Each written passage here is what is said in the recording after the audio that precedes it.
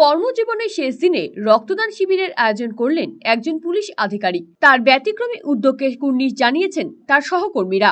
ইংরেজবাজার থানার এএসআই দীনেশ চন্দ্র রায় আদতে কোচবিহারের বাসিন্দা।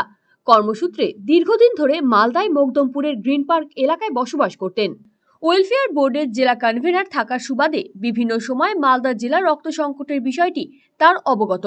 সেই কারণেই চাকরি জীবনের শেষ দিনে আয়োজন করলেন রক্তদান শিবির। দীনেশবাবুর পাশাপাশি তার সহকর্মীরাও এদিন রক্তদান করেন।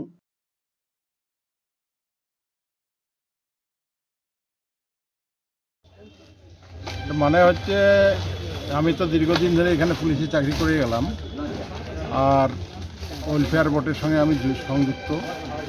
দীর্ঘদিন মানুষের পরিষেবার জন্যই আমি এই পদে ছিলাম এতদিন। আর আমাদের পুলিশ ডিপার্টমেন্টের মধ্যে যদি আমরা সবাই মিলে এইভাবে ব্লাড দেওয়ার যদি আগ্রহটা সবার জাগে, তাহলে হচ্ছে প্রত্যেকের মনে আমাদের ব্লাড দেওয়ার একটা আগ্রহ বাড়বে। আজকে আমার চাকরির জীবনের শেষ দিন। আজকে আমি অবসর নিচ্ছি 42 বছর পর। মালদা জেলায় আমি এখানে আসি, মালদা জেলায় রিটায়ার হচ্ছি। আজকে সবাইকে আমি শুভকামনা জানাচ্ছি, প্রত্যেকে যেন ভালো থাকে। ভাবনাটা আমার আগাগোড়া ছোটোবেলা থেকেই আমি ব্লাড দিয়ে আসি।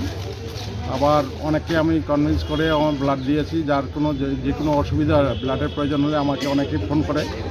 আমি চেষ্টা করি, ব্লাড ব্যাঙ্কের সঙ্গে আমার খুব ভালো একটা সম্পর্ক হয়ে গেছে।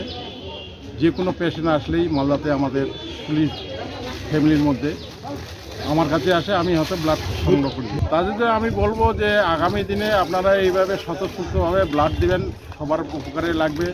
একটা বোতল ব্লাড দিলে মানুষের কোনো ক্ষতি হয় না, যাতে এক বোতল ব্লাডে একজনের প্রাণ বাঁচবে, সেই বার্তাটাই আমি দিয়ে যাচ্ছি। যাতে আগামী দিনে আমাদের পুলিশ প্রশাসন প্রত্যেকের জন্য ব্লাড দেওয়ার একটা আগ্রহটা বাড়ে, সবাই সবার একটা সহযোগিতার হাত বাড়িয়ে একটা মানুষের প্রাণ বাঁচানো